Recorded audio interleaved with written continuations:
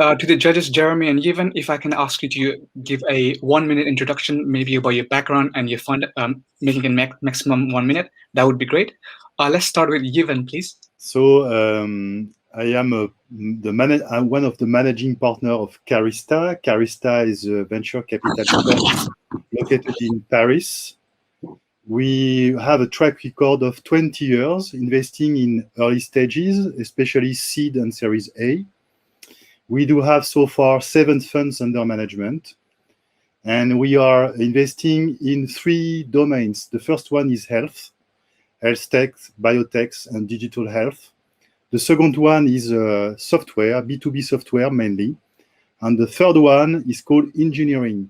We prefer engineering than deep tech. And engineering means industry, semiconductors, vehicles, robots, all what is related to deep engineering.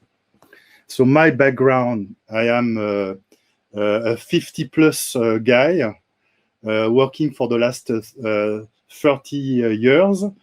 I began as an engineer. I manage several operations on software companies between the end of 80s and the end of 90s.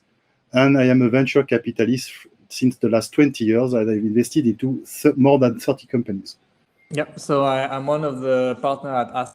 So we are a fund specialized in sustainable transition. So we invest in all the industries that are carbon intensive. So typically anything related to energy transition, green mobility, and also the wider topic of Industry 4.0, which includes manufacturing, construction, etc. So in terms of type of startups, so we are focused, we're quite agnostic in terms of stage, so we can go from early seed to like early Series B with ticket from 500K, as low as 500K euros to 10 million euros. And as well agnostic in terms of technology, so it could be software, it could be AI, it could be robotics, etc. As long as it has significant applications and impacts in the industries that we are following. About myself, so I was an entrepreneur myself before turning into VC. So I sold 2 companies, one in the field of battery and the second one in the field of IoT. And then I joined Aster in 2018. So I've been in the VC world for just about a bit more than 3 years now. But also I operate as a business angel as well. So I have about, like, in total angel plus VC, about 20 investments. So the first pitch for tonight is Alicia, and her startup is B.BOHEME. Hi. It was once said, always buy a good pair of shoes or a good bed, because if you're not in one, you're in the other. And I couldn't agree more.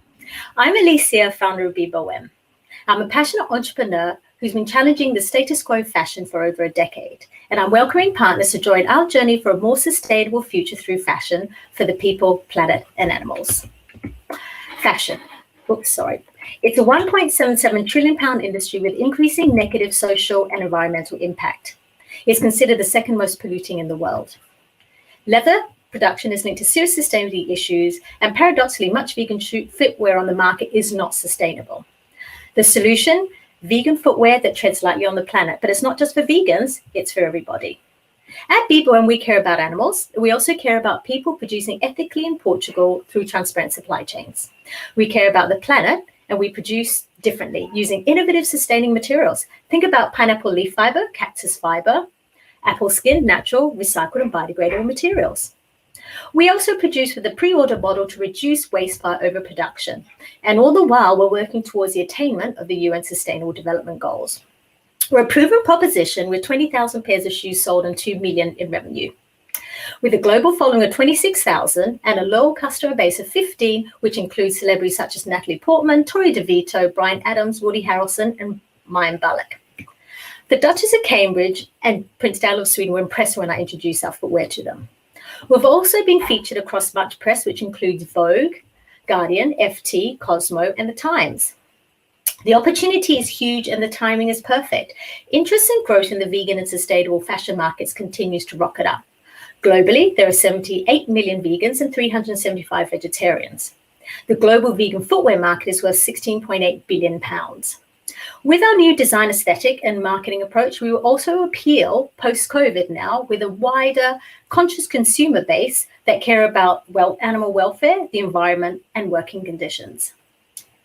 There are more vegan footwear brands on the market, but they tend to be lower end, and they also to be in the trainer segment and not made sustainably.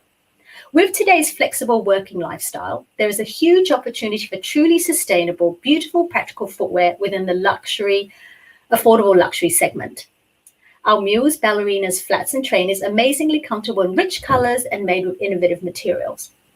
The striking footwear is perfectly versatile, slipping on to dash out the door right through to the dinner date. Also, no more frumpy indoor slippers, welcome impeccable indoor glamour when home entertaining. So B.BOHEME is the only vegan brand that fills the gap in these two market segments. Having sold 20,000 pairs of shoes and 2 million in sales, we paused production in 2019 to reposition the brand and embrace a fast, broadening vegan, sustainable fashion market.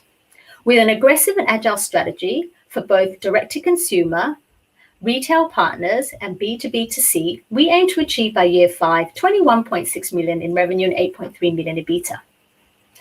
B.BOHEME is self-funded, and our significant achievements have been achieved through a shoestring budget. 500k, or pounds, will ensure exceptional product design and development, hiring of a strong management team, marketing, and working capital. The level of funding will also enable us to push ahead aggressively to grow exponentially into the UK and US markets. 30 seconds left. There is a strong team in place with a total of 75 years of experience between us in relation to sustainable fashion, finance, marketing, digital strategy and transformation, product development, design, and production. We have everything in place, a strong team, expertise, supply chain, customer base, and ready to hit the ground running. We have proven that we can sell vegan shoes, and now the opportunity is just so much larger. Thank you. Yeah, just one first question on my side. Could you explain a bit so you mentioned very quickly your sales strategy, and there were like 3 of them. Yes. Could you explain a bit, a bit in details, and maybe one to be a bit more specific? I think like in this type of business, the customers are very community based. Yes. Yeah, I was just wondering how you would get access to those communities. Okay, so I suppose the 3 routes to market is direct to consumer, and then we have B2B. So in the past, we've had a dozen more retailer partners across the world in Europe, America, Australia, and then we've got the B2B2C market where we're looking at sort of online marketplaces. So you can look at things like Wolf & Badger, Net-a-Porter. We're also speaking to a B2B platform as well who provide eco goods to businesses. So we're talking to them about maybe providing a range of footwear for hotel spas and also the vegan and veggie, let's say conscious consumer community are very, very supportive. And we have built up, a loyal customer base. We're well known across sort of, Red Carpet Green Challenge, Fashion Revolution, and using very experiential experiences and being very engaging with our community. And this is, the different strategies that we're using for our business. Alicia, I do have a question. Yes. It seems that your business is a brand business. What business? A brand business. Brand, yes. Yes. Okay. So, can you explain me a little, the difference you may have with all these brands willing to enter that business, the same business as you also? Okay, so I suppose as a business, we have been around for a while. And so we have a loyal customer base. We're well known. People know us. But right from the start, we've actually been working with innovative materials for a very long time. So we are experts in the area of sustainable fashion in regards to using innovative materials to make our products.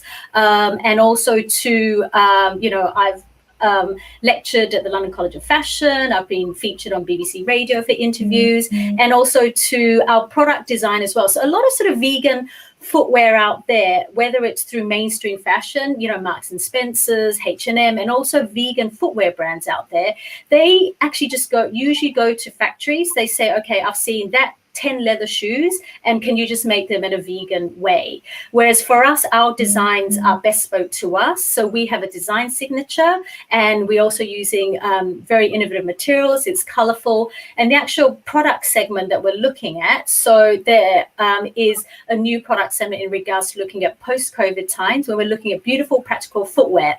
So Selma might know out there, but we need good, comfortable footwear to sort of run around, throughout the day. It's colorful, it's comfortable, and also it's very innovative. And there's not a brand on the market that covers that at the moment. Maybe just to follow up on that question, if you can, maybe yes. summarize the type of emotion that you want to have when your customers buy your shoes. How would you sort of summarize it? Yes. So I think, for us, we're very much a purpose-led brand. Okay. So I run this brand based on my ethos as a vegan. So it's amazing to be able to do that. So within the vegan, veggie, sustainable market community, and now there's a much more conscious community out there with COVID, people are more aware about where their products are coming from, who are making them, what are they made from, are they good for the environment? So we're trying to create that we want to be inspirational. We want to be informative about where things are coming from. We're being transparent about them. We've always been very engaging, and we've always, wanting our customers to engage with us and know exactly where the product is from. This is not a domain where I am investing. Sure. But I would think that having on your side a way to be the primary expert on a vegan solution would yes. also help you a lot in the market. Not only to push your own brand, but also maybe to be a leader in the R&D or innovation yes. in that domain. Yes. It makes sense on your path to be that kind of, to push and to promote that kind of expertise you may have on the domain. Yes, thank you very much. So for the second pitch tonight, it's David from Typewise. I'm bringing him on now. Well, hi everyone. My name is David, and I'm the CEO of Typewise. My background is I've advised a lot of Fortune 500 companies in launching new digital products and digital business models. And together with my co-founder, who has a strong background in data science, he built a data science team for 5 million households here in Switzerland. And we were frustrated by archaic interface technology. If you look at how long it takes to write a simple email on a mobile phone. And that's why we started Typewise with the mission of making daily lives easier by decoding human thoughts. Now, information entry on digital technology that we use for over 7 hours every single day happens at only 10% of the speed of our thoughts. So there's a massive productivity loss at the workplace, but also at our leisure lives, affecting millions or even billions of people. Now, our solution is a text prediction technology that we developed with top AI engineers from ETH Zurich with the goal of decoding our thoughts. This technology we have implemented currently in a keyboard application for smartphones, but we're now also have the plan to connect this to desktop computers and eventually connect every human-machine interface to that AI engine layer. Typewise is fast and accurate. Our autocorrection algorithms beats Google and Microsoft in benchmarks. We run our AI on device, which makes the use 100% secure. And we've created a next generation user interface based on scientific research that's levels above current keyboard technology. Now, with this product, we achieve 5 times fewer typos than Apple, have a unique AI language detection for multi-language capabilities, and offer a privacy that's unique in the way that it's combined with advanced AI features.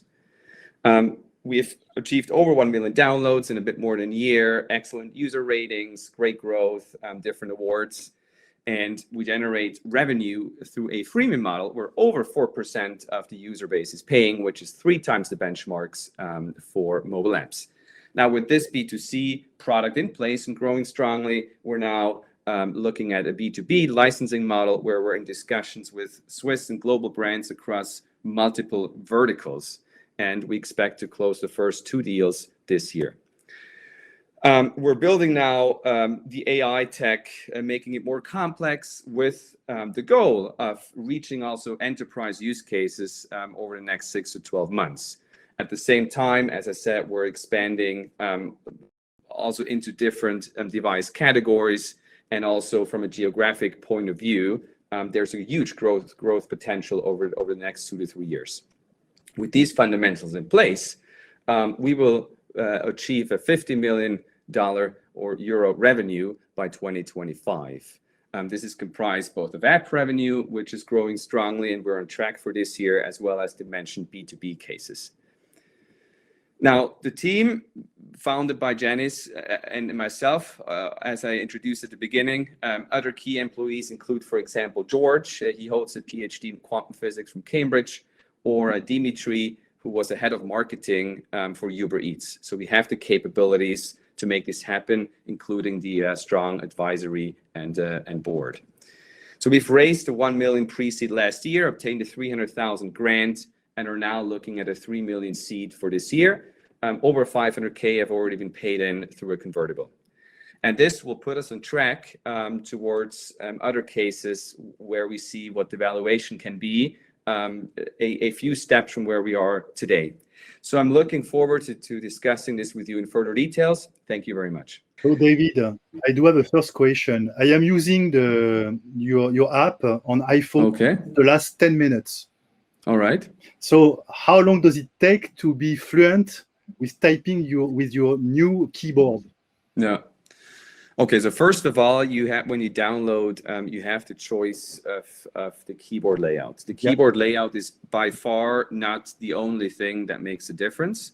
It's a thing that we've started with at the beginning, but by now we like the AI part makes the chunk of the difference. So we're also in a transition of making this choice even more obvious at the beginning. So if you choose the standard layout, it takes you 30 seconds to 1 minute. With the hexagonal layout, it takes you about 1 week. We see that many users go for the hexagonal layout. One of the advantages is that obviously once you get really used to it, we have a huge lock-in effect and people cannot really use another keyboard anymore. But I challenge you to master it, of course. But how do you... It sounds fascinating and looks fascinating. My question does become like, how can you build let's say a sizable revenue out of this? You obviously, there's a way of partnering with hardware providers to have this installed or license your IP. You could charge people, but like, what is your thinking around that? How do you build this into, let's say, a company that is generating 100 million in revenue per year? Yeah. Well, for us, it's basically two things. One is, yes, charging people for it, and people are paying. Now we have 15,000 people that are paying for it. Obviously, we have to now demonstrate, can we grow this to 100,000 paying customers and then to 1 million paying customers? And then we already are talking like a few million ARR on the consumer side. We don't have to only do this through the app stores, but right now we're, for example, negotiating an agreement, a partnering agreement with a messaging app that has 10 million users. And we're we've already agreed the specifics and are now just looking at the legal stuff. So this is quite advanced. The other thing is licensing the technology, and there we have different verticals. Some of them are not so obvious and are quite hard to explain in 30 seconds. But one is, for example, banks that are interested in offering like a white label keyboard to their retail clients and to push banking features to the forefront of the customers through the keyboard, because the keyboard generates 80 touch points per day. And this is interesting to banks, interesting to gaming companies, even sports clubs have a look at this. So there are many different verticals that we can dive into. And there you quickly look at 6 or even lower 7-figure annual licensing deals. So this is how we would scale it to like 100 million company. So you are not talking not only talking on keyboards, you are also talking on GUI. Yeah. It's in a way a front end that people use all the time, And we're, for example, talking to IBM and VMware, and there it's about integrating their other enterprise applications on the keyboard, for example, CRM, and then you can have shortcuts directly on the keyboard. The AI sees, aha, the user is now talking to a customer, so maybe I want to trigger some CRM workflow, and the keyboard can directly do that. And they are really interested in this, also with the privacy part at the same time, which is a mandatory aspect to have in such a B2B setting. Mm-hmm. And quick question on the AI that you've developed. Could you just elaborate on why it generates fewer typos and what type of data you're aggregating, etc.? Yeah, so we're training our language models on our servers. So we're also part of Microsoft for Startups, which helps in this case. And we're using large amounts of public data. We have a proprietary way of selecting, collecting, treating that data. And then we build these language models. And then the user gets such a language model, and then the AI keeps on learning on the device from the user. And why it corrects so many typos? Well, it's different things. We have we filed a patent for this approach. It consists of 20 different parts, some proprietary developed, some standard methods. And that in sum generates better results. I'm happy to go into more detail, but I think we're probably running out of time at this stage. But happy to follow up later on. Well, thank you very much, David. Sure. The time. Thank you very much for your great pitch. Thank you. Okay, so next I'll be bringing Andre from SUPERPOW. Thank you for organizing this and for joining. It's nice to meet you all. I'll tell you about SUPERPOW and how we bring matchmaking to mental health. But before we go into detail, it'd be good to start with a story, a personal story. I've struggled with mental health for a number of years as I've been living internationally, and I couldn't find the right kind of help. I've been speaking to different therapists, also tried some apps like Talkspace and Uper. And none were effective for me until I was able to speak to a therapist of similar culture to mine, somebody who spoke the same language. I'm from Eastern Europe. I've been living internationally for about 10 years. And that was my solution to getting help for mental health. And my colleague Gabriel, who is a good friend of mine since university, he was going through something similar, and I suggested that he does the same. And it worked for him too. And we realized that there's a much bigger problem with mental health, because it was an alarming situation before the pandemic. Now it's becoming even worse. 1 in 3 people are getting treatment. We're talking about the UK market, which is where we're launching, where we've launched and where we're focused for now. 1 in 3 people is getting treatment only. But 1 in 4 people around the world, actually, they're suffering with poor mental health. And from the people that are getting treatment, 1 in 3 is dropping out early. And we've identified that the ethnic racial matching remains an important aspect in how effective the treatment is. And bad treatment or lack of treatment costs the community a huge amount. And we concluded that the existing digital providers like Talkspace, BetterHelp are offering solutions to symptoms only, but they don't focus on inclusivity. And if you add to this the fact that there's a lot of stigma and inflexible services, which are reasons why people don't get treatment in the first place, that adds to the problem. Our solution was to build a video therapy app that uses artificial intelligence to find matches between users and therapists in the most inclusive way. And our algorithm aims to minimize that therapist-patient mismatch so that we improve the quality of the treatment, and we fix this issue of matchmaking in the first place. We've launched an MVP earlier in March.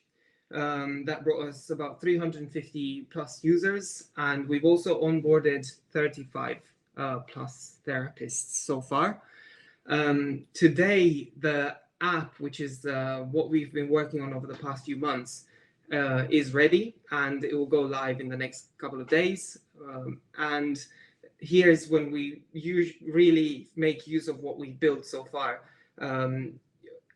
You know, the user answers a few short questions, the algorithm gets to work, they select from a list of curated therapists, they book their session, and then if it all goes well, they can return on the app and book again and again. And the app has everything included, so they don't need to leave.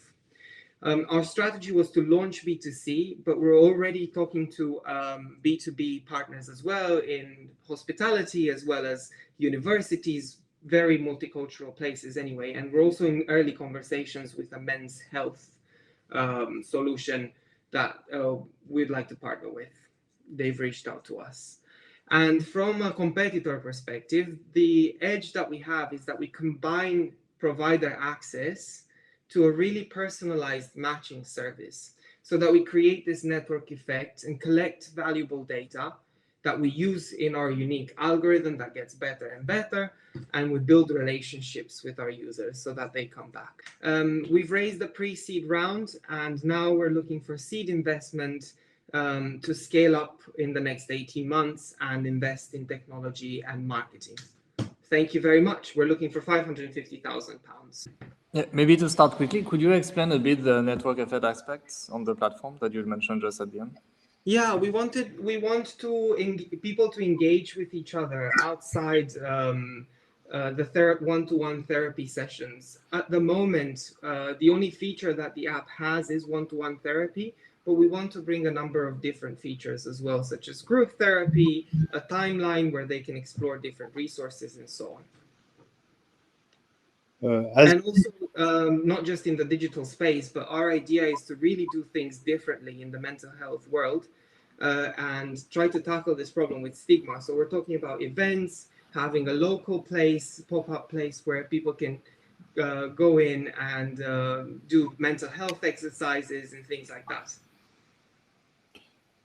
As it is a health platform, what is your consideration of two things? First of all, the selections and the qualification of therapists. Second one is how to make it working, the dissymmetry between the needs and the capacity of the therapist. Thank you for that question. So we've just graduated a digital health accelerator with lots of experts. They've been guiding us as to how we can do this. As we're launching in the UK for now, there's an association called BACP that already filters and curates everybody on the platforms to make sure that they're accredited. So we only accept therapists from that organization for now. As we grow, we will look at increasing expertise internally to make sure that we are that next association where people say, okay, I know that the therapists there are good. In regards to capacity, the therapists that we've been speaking with so far, they've been very happy to join the platform, and they are looking for new clients. And so we believe that the way we facilitate access to treatment, it will help the therapists as well. We didn't have, there were a few occasions when they were very busy and they didn't have timeline, but they still signed up and then came back with availability for us. There's a whole bunch of solutions like yours that actually very recently, I think COVID sprouted a lot of that.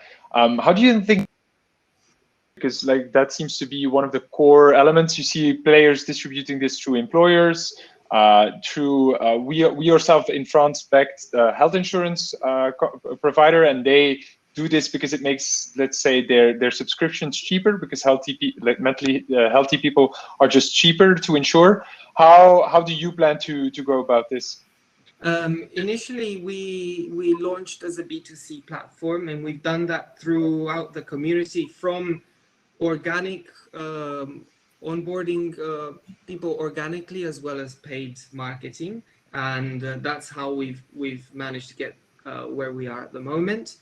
In terms of working with health insurances, we haven't decided to do that just yet because we're not ready to be at that stage.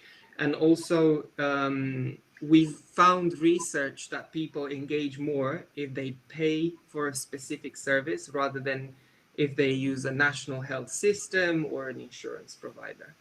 And so we're only looking for now people that are paying for this individual session. And then in the B2B space, again, we've had some early conversations with universities and hotels, and conversations are very positive. What we suggest for that market, what we have suggested is either a subscription model or sharing commission from each therapy session, which is how we make money. Yeah, because in my view, this will only work if you can get, let's say, at least part of your money back from either the National Health Services or your current either employer or insurer. So you, in my sense, obviously, people will be more engaged if they have to pay, but it's also a huge barrier to entry, which is already a big step to take. So I would really, let's say, invite you to think that through and then see how you could move around that. But thanks for the pitch. Jacob. Thank you. That was a really great pitch, so thank you very much. Thanks, everybody. Yeah, so I'll be bringing next Gerard from Sakowin Green Energy. All right, thank you. Well, thank you very much for this opportunity to present to you also a company. I am Gerard Gatt, president of Sakowin. I'm going to present a new solution for low-cost hydrogen production from methane with no CO2 emissions. We are pleased to announce that last month we have received an award at the Eco Enterprise Forum, and this month we have been selected for the H2 Airport program. So, there we go. Our ambition is to accelerate the energy transition through innovative solutions for the production of decarbonated low-cost hydrogen. Competitive CO2-free hydrogen production remains an unsolved issue today. The current solutions of electrolysis with renewable energies requires massive state subventions to envision large-scale deployment and will induce significant land pressure. After an objective study of the scientific literature, we have identified a new avenue for CO2-free low-cost hydrogen production using methane. It is based on the decomposition without oxygen of the CH4 molecule by low-energy plasma, producing gaseous hydrogen and solid carbon, which is called plasmolysis. It does not produce any CO2. It offers the benefits of producing a very competitive hydrogen without the need for industrial massification to be viable. This innovative approach offers an intrinsic characteristic for low-cost, CO2-free hydrogen using existing gas infrastructures.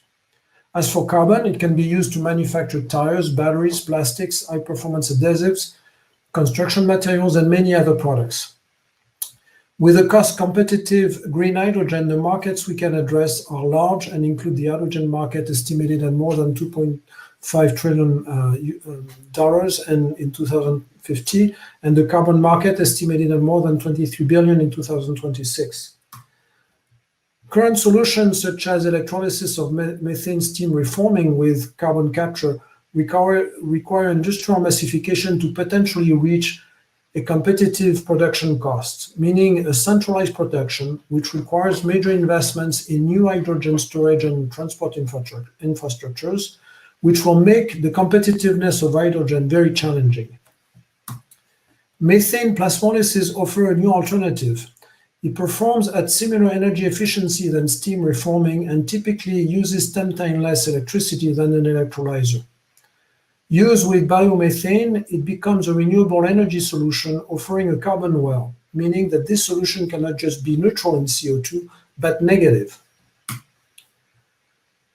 Our patent-pending solution implements a mature, proven technology, which is called microwave plasma. In a new context, the decomposition of methane into hydrogen and solid carbon.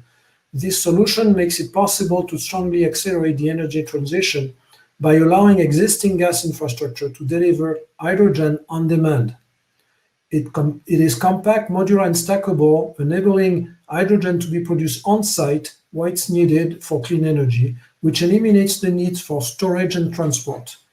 It can deliver any type of capacity from a few kilos per day to industrial capacities of several tons per day by assembling several modules to reach multi-megawatt capacities. Sakowin designs and industrializes methane plasmolysis reactor that we integrate into a cabinet, which we call a South Beach module. A South Beach module of 80 kilowatt can produce up to a ton of hydrogen per day. As input, it uses natural gas or biogas and renewable electricity. And at output, it produces hydrogen at atmospheric pressure and solid carbon without CO2 emissions.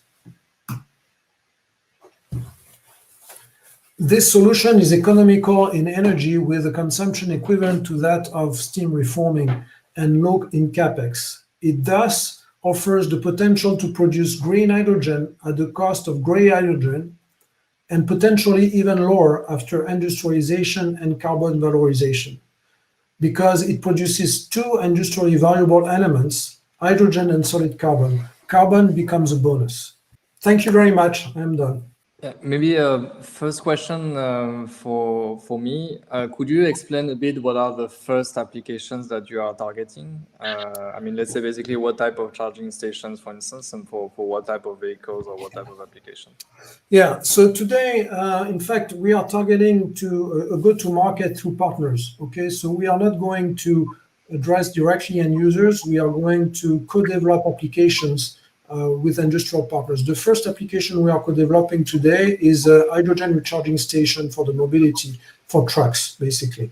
We have in a partnership with Swiss infrastructure, with Swiss partners to develop an hydrogen solution, hydrogen recharging refueling station for the trucking industry in Switzerland.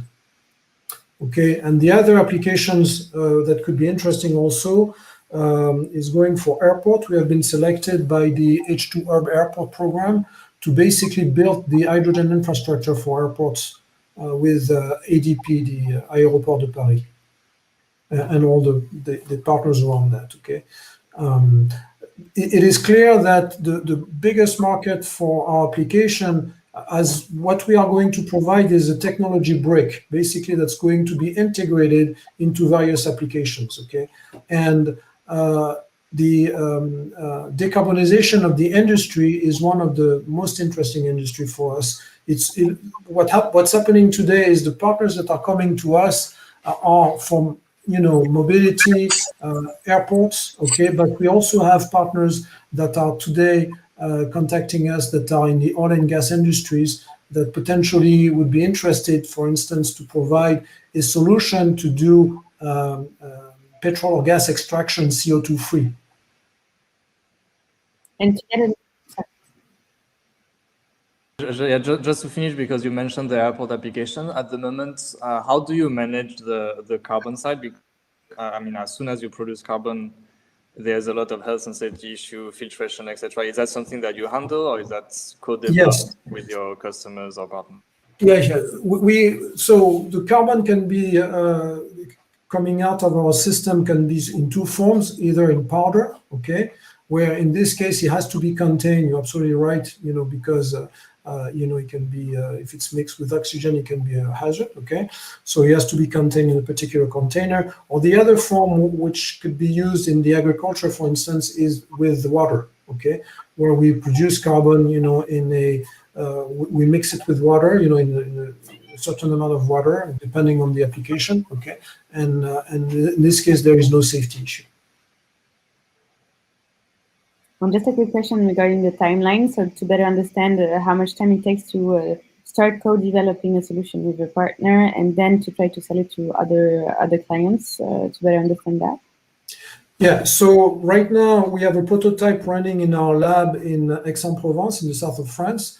And we are planning to, so we are in the process of co-developing this application with our partners. We are planning to have the application available by 2024, okay, with those partners. So meaning the hydrogen recharging station available, let's say our module, our 80 kilowatt module, which is going to produce 1 ton of hydrogen per day, is going to be available in 2024. And the program with this partner is starting in 2022, with a laboratory prototype, and then a demonstrator in 2024.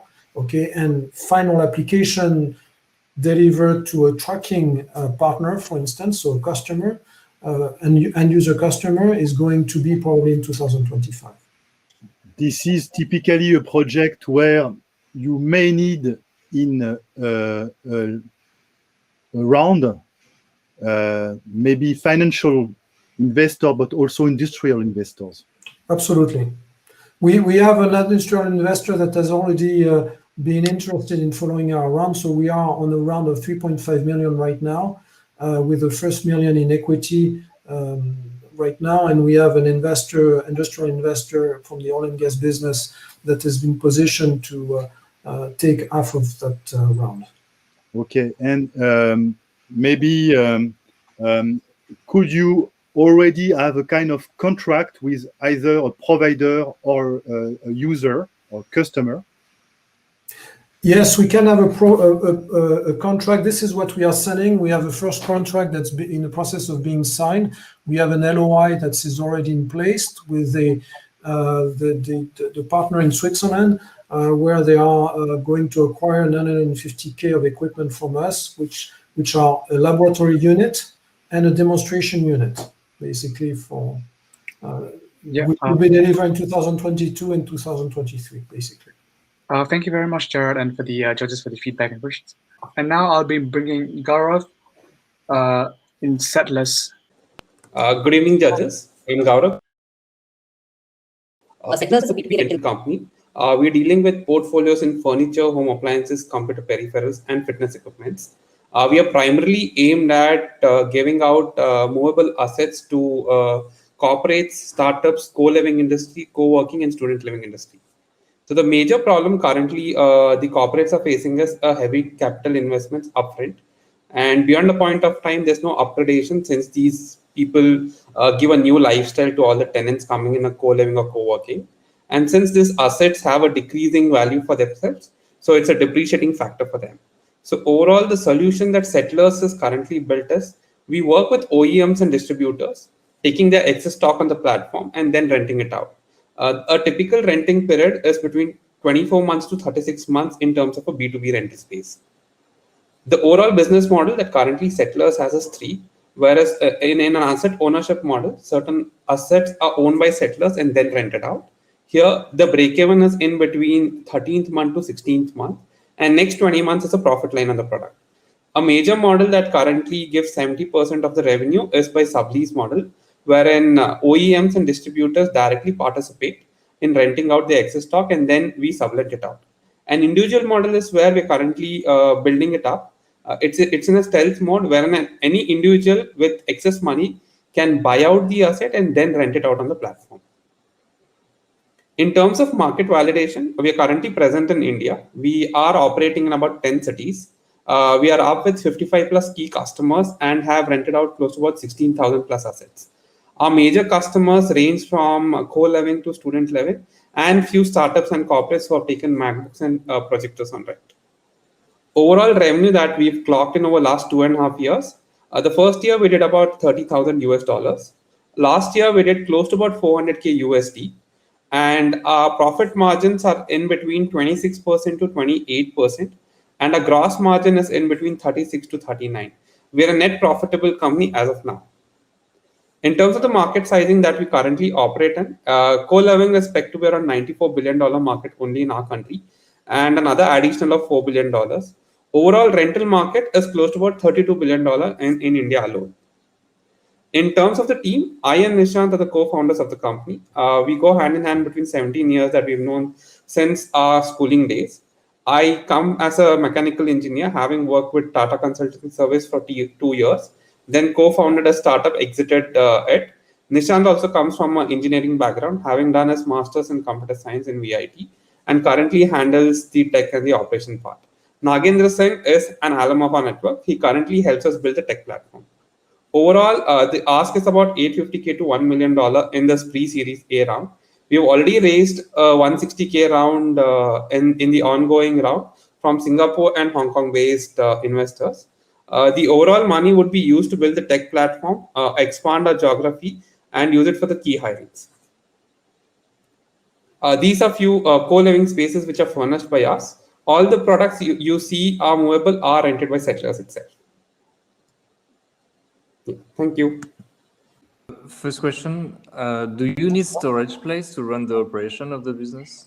Jérome, we don't need any storage place to run the business. The reason being the assets are directly moved from the vendor's warehouse to the co-living space directly. currently, in last 2.5 years of business, we've been very frugal in our spend. So there is no storage space as of now at all. One question, and then I stop. Why do you want to internationalize so early in your journey? Because I guess in this type of platform, you need to reach a certain degree of critical mass to really grow fast in a location, right? So I guess if you spread the effort in many countries, you sort of need to reach a critical mass in each different location. Rightly put, Jérome. The other flip side is India is on par with the rental markets in the prevailing South Asian countries. So the co-living and student living market is already picked up. So we just want to replicate the tech platform there, wherein it will be as similar to an Airbnb for asset rentals. Anyone having excess assets can lend it up on the platform, and then the platform takes care of itself. So I do have a question. Maybe I missed something, but I'm not sure to know what you do with the furniture after the rental period. Okay. Once 36 months rental tenure is over, we have an additional clause which says an additional 12-month usage can be done by the customer at a discounted rental. If not, the products go back to the vendors and then they scrap it at 30% the cost price. So just to give an example, during the pandemic, right, we had a lot of work from home as an option in India. So we've opened up a vertical of computer peripherals and MacBooks. So we have rented out close to about 400 plus laptops in last 6 months alone, and each with a margin of about 35%. And once the laptop is a less item use, probably it's for 3 months to 6 months as the maximum use case. So once the tenure is over, it goes back to the vendor itself. So the ongoing pre-series A round, we've already gotten close to about 400K in terms of term sheets, and 160K as check is already cashed in. So we are looking at another additional 600K USD to dilute about 10% of equity in the current round. So we are valued at about 6.5 million post-money cut. Maybe just one last question regarding the market you address and the competition that you face. Who do you feel is your main competitor and the one to watch out for the most? We do have few competitors out west. Probably we look at certain companies in US and are following some parts of that. In India currently, major companies are B2C itself because of the big population that they can cater to. 78% of rental market in India is B2C itself. And to name a few, Furlenco, Rentomorio are the Indian competitors. To name a few competitors based out of Western countries are Casa One, Furnish, who happened to just close a 10 million round about last month itself. If you do not have any feedbacks, that's fine. Gaurav, this is also a chance to ask questions to the investors. So let's just turn it on. I mean, have you got any questions? I can still use the 1 minute. So probably being an entrepreneur every time matters. Just in case, probably I would connect with you offline also to explore synergies, not just for the fundraise, probably to explore the market that you guys can help us expand in outside India as well. So that would be one key ask apart from the money. So any connect in that sense also would be helpful for us. Thank you very much for the feedback and questions. And obviously, Gaurav, thank you very much for the good pitch. We missed introduction from Jacob and Selma earlier. I would appreciate if both of you can just give a 1 minute introduction. To give you a short overview of Over 360 Capital, we are a VC fund that's almost 25 years old now. So we started out at the end of the 90s with the internet wave in Europe, and we are a pan-European fund. So we invest all across Europe with a strong focus on Southern Europe. So we do mostly France, Italy, and Spain, with a team that's French and Italian, so with a strong Mediterranean ADN, let's say. We invest early stage, so we do from pre-seed to Series A, with tickets that can start as low as 150K when we want to invest on a team, on a tech, and that can go up to 5 or 6 million when we want to lead a Series A. And in terms of strategy, we're quite large. That's also why we're called 360 Capital. But the idea for us is to invest in 3 main verticals. The first one, which is more deep tech. So it's everything AI, ML related, and a lot of hardware. So we've done a few investments in robotics, like exotech, in space tech, in autonomous vehicles. We have a second vertical, which is more around B2B process automation. So everything that automates the way tasks that were manual up until now. So companies, mostly SaaS, so like SiteFlow, for example. And last vertical, which is more around the B2C, so it's mass consumer disruption, so changing the way people consume nowadays. So it's digital brands like Le Sucre Français, Bergamote, or Teddy Bear. It can be fintechs, insurtechs, and the marketplaces. So quite large. And for that, we're a team of 15 people, and we have 400 million euros under management. Thank you very much, Selma. Jacob, if you can also give it a minute. Yes, so Jacob, Belgian native, engineer by education, part of Partech for 2 years now. Partech is a fund that was started 40 years ago, so even older than Selma just mentioned. Not that it's a competition, right? We are organized across 4 teams. I'm on the early stage team. We do tickets 200K to 2.5 million euros in early stage startups. We then have our venture team. They do series A and B, 5 to 15 million. Our growth team does 20 to 60 million. And then lastly, we have our Africa team headquartered out of Dakar, but also in Dubai and Nairobi, investing in African tech because the rules of the game in Africa are quite different. In total, we have about 2 billion assets under management, which will and currently out fundraising as well. On the early stage operations, which are, I guess, the most relevant for the people here, we're journalists, which means that we can do things from very consumer gaming marketplaces over to more SMB software, enterprise tech, with anything AI, ML, blockchain infrastructure. Currently deploying about 150 million. The bulk of that money in Europe, a lot of it in France, Germany, and the UK, because we have offices there. But we have a European mandate. So I spent personally quite some time looking at the Benelux. We also have companies in Spain or CEE. And in terms of stage, we can do pre-seed and seed tickets with our early stage funds. So anything, let's say, from pre-products to where on a pre-seed round to where you have some initial traction, at least an idea as to what the go-to-market will look like for the, let's say, more standard seed round. Yeah, that's pretty much us. Thank you for your introduction. Okay, it looks like both of the startups here. So I'll be announcing now Ira from Dealogikal. Perfect. Hi, good evening, everyone. My name is Ira Keener. Yeah, I apologize for the tech issues, but in any case, Dealogikal, we're a smart supply chain for everyone. And today, I would like to give you a glimpse into the future of smart procurement and smart supply chain. So the traditional problem with physical commodity trade is that it's an excruciatingly manual process. So if you were to buy cabbages, for instance, from a supplier of a set of 100 different suppliers of cabbage, if you wanted to get a price from a supplier of cabbage, you'd have to call, maybe make 50 phone calls just to get. With Dealogikal, you simply key in your order once. That then gets disseminated to all of the different suppliers in the ecosystem. They then key in their offers all at the same time, thereby saving you a lot of time. So that eliminates the manual process. And then there's also limited access to financial tools, fintech solutions for trade finance and peer-to-peer payments, and also limited access to logistics providers and storage solutions.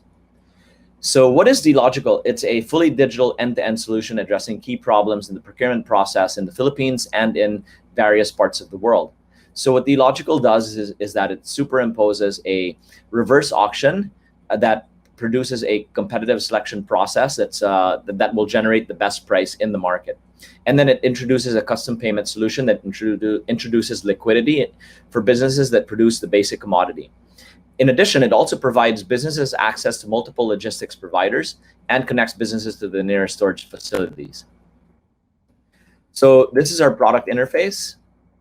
It allows for easy order placement, a need-driven timeline, competitive selection process, automated documents, custom payment solutions, and order tracking. As far as market size goes, the amalgamation of which is at 183.3 billion US, and that's for the Philippines alone. These are the various commodities that we currently carry on the platform. So we already have a strong position in oil and gas, construction materials, and medical supplies from various parts of the ASEAN region. And the other commodities that you see here are in various parts of development. And so our customers love us, at least we'd like to think so. And these are just some of the words that they had for us. As far as competitive advantage goes, Dealogikal is the only platform out there in the market today that superimposes a competitive selection process or reverse auction for procurement on top of a digital commodity marketplace. So it juxtaposes both. And so what Dealogikal intends to do, we basically would like to amalgamate or consolidate all of the different production capacities of the countries in the ASEAN region and foster trade with the European Union. And so these are just some of the statistics that we looked at in terms of international trade by and between both regions. So as far as business model and traction, we take 1.5 to 3% for the auction. At Capital, we take 30 to 40% per annum for access to trade finance and working capital solutions. Logistech, basically, we take 1% of gross market value from the buyer that needs the logistical support, and then we also have capacity, which basically introduces a solution for those that need storage capacities. The chart on the right basically depicts our performance over the data set of January 2020 all the way until April 2021. So this was during the COVID period. So basically, we're resilient and sustainable. Our revenue is at $7.1 million to date, spanning back from July of 2019. So as for seed round investment, we're looking for $1 million in a convertible note with the following terms. And the $1 million we plan to spend as depicted in the pie chart that you see on the right, which is pretty self-explanatory. And this is the team. That's me on the left, my two co-founders on the in the middle and on the right, both of whom came from the world's largest search engine. Lina Nerseno works for a commodity trading firm out of New York. They have an office in Singapore, where she leads the Asia. She's the head of origination for the Asia Pacific region, and has given us a lot of validation in terms of the platform that we've created. Glenn Gakilio is a certified Scrum Master. He's basically he's an expert in tech and has done work for large banks like DBS and OCBC in Singapore. Peter Kamlani is a brand and marketing guru who's done work for Diageo and Philip Morris.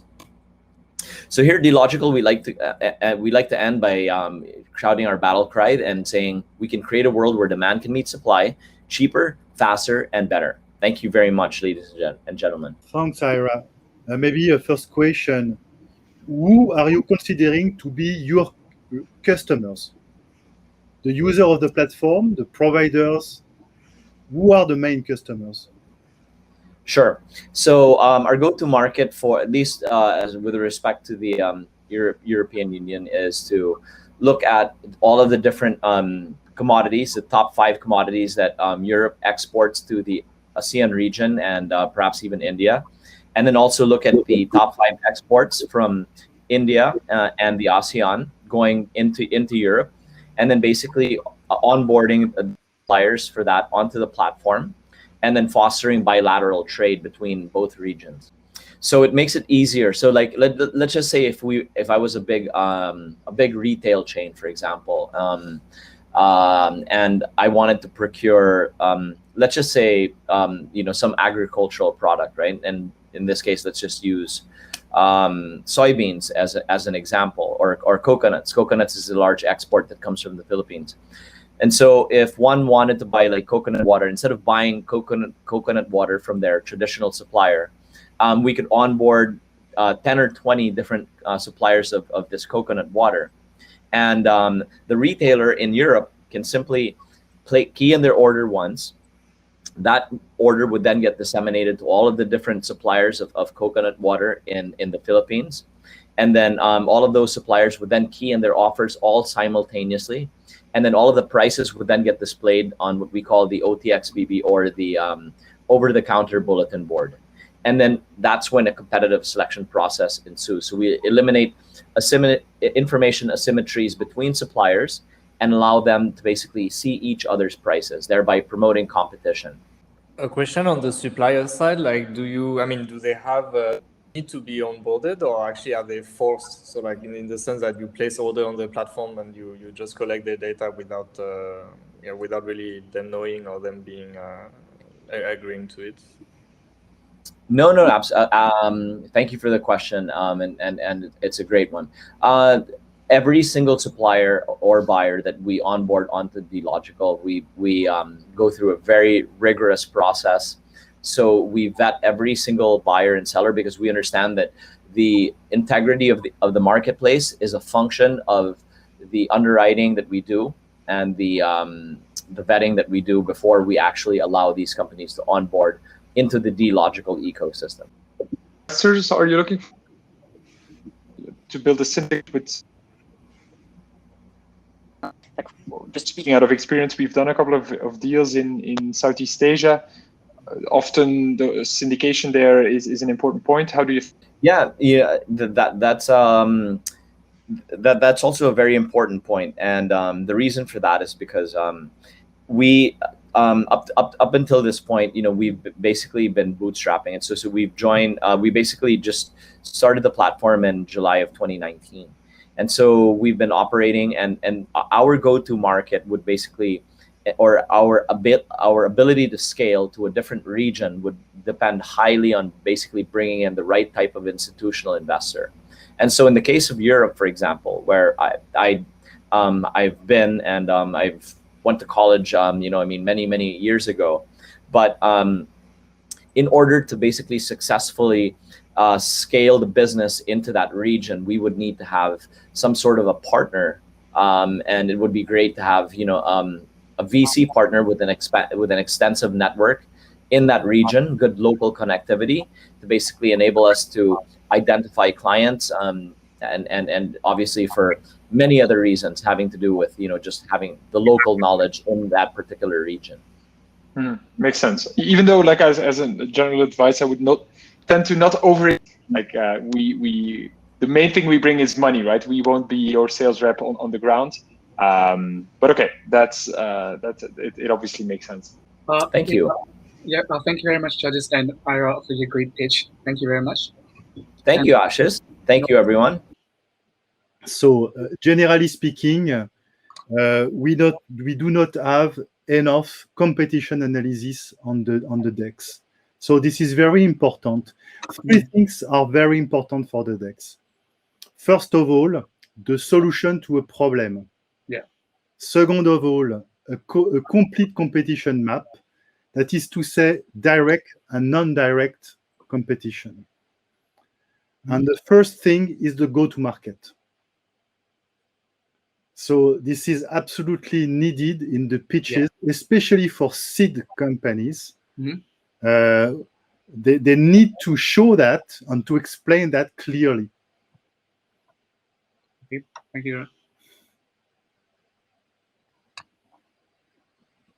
I 100% agree on that. I think, especially, it's really important, like when you raise funding, to be also like in the shoes of the investors. Like we see 3,000 companies per year, so it's a lot and it's very quick. And in fact, like the first step in our decision is actually not to decide if we like the company or not. It's just to decide if we want to spend 1 hour with the company or not. So that's really like the first initial stage.